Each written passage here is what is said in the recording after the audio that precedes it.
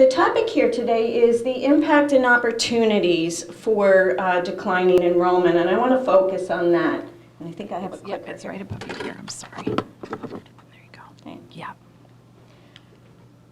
So just a little bit about our background, and if you look at the highlighted areas, in 1979 we closed Statsburg Elementary School because of declining enrollment.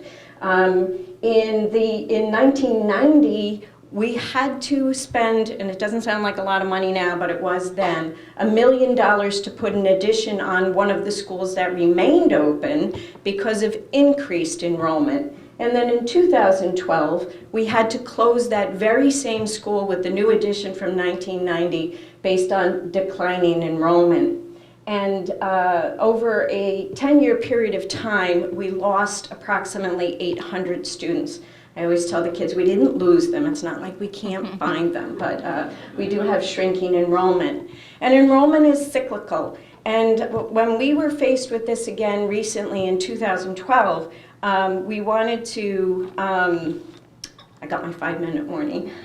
We wanted to make sure that history didn't repeat itself. So we were committed to maintaining our current building even though it was closed. If your community is faced with school closure, don't do it alone. There are several agencies to help. There are enrollment analytical services. We hired one. You can also go through your BOCES and do this with your community. The State Education Department recommends a broad-based community committee. Our current policy requires that we have a committee. On our committee, we included the Historical Society because the building we were closing was a WPA building from the 1940s that FDR himself dedicated. So our committee included the Historical Society, the Chamber of Commerce members, Town Board, Town Planning Board, Realtors Group, architects, and then certainly everybody from the school community, BO board members, PTA members, bargaining unit members, and administrators. So don't do it alone. Utilize the resources that are there. There's a lot of guidance. I won't go through those, but these are the educational impact statements you look at as you determine which school to close if there is a choice. Our committee broke into 4 subgroups. We each took a couple of those bullets, went off and made our recommendations. So this is just a little bit of a format of some of the things that you look at in making the decision to close a building. I mentioned don't go it alone, and I hear that we have somebody up here who used to be with the Pattern for Progress. For us, it was perfect timing. In 2012, when we were faced with closing a school, the Hudson Valley Pattern for Progress published a report called Closed Schools, Open Minds. It was incredibly supportive to work with and call them up and look at some of their statistics to know that we weren't alone and that their perspective was the same as our perspective. Don't make this a negative, make it a positive. If you're gonna have lemons, turn it into lemonade. Do something positive with that closed school. A little bit about the financing. If you still owe money on the building, you can't lease it out for more than 10%. According to the IRS, you can't have a rent that's aggregate that exceeds 10% of the debt service.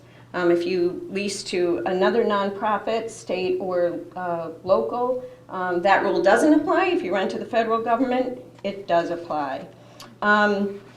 Leasing a building and closing a building is not a public vote. It is a Board of Education decision, and a lot of people think they might have a vote in that, but it is not a public vote. It's a Board of Education decision. So, I'm running rapidly through this. The current status of our closed elementary school, our Board of Education and our community felt very strongly about keeping this a viable building that we could be proud of. We had a little bit of overcrowding in our district office, so in the front of the house we moved over one of our departments, our Department of Pupil Services.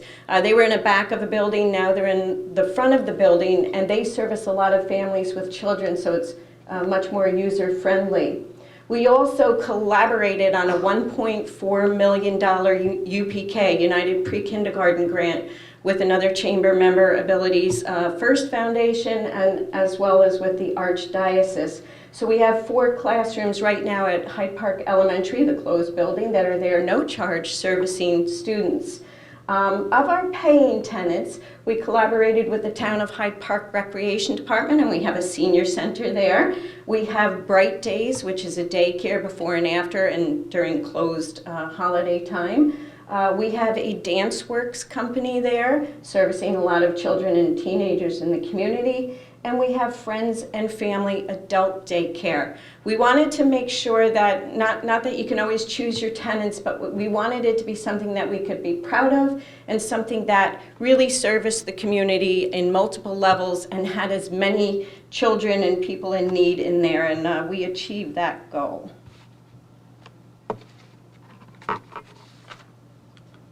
So staying ahead of the curve, business and community involvement. Work with your area realtors. We're not in the real estate business. Engage in a PR campaign to help your community through this. Maintain your facilities. Collaborate with your local Chamber of Commerce. We're very involved in the Hyde Park Chamber of Commerce. Our school business partnerships. Reach out to nonprofits. You know, we're working with Abilities First and some of the other nonprofits. Follow the Hudson Valley Economic Development Corporation. They'll give you a lot of insight into trends as well as the pattern for progress. In closing, you know, it really is a community effort. Whether you're closing a school or anything you're doing with the school, the more the community can be involved, the better.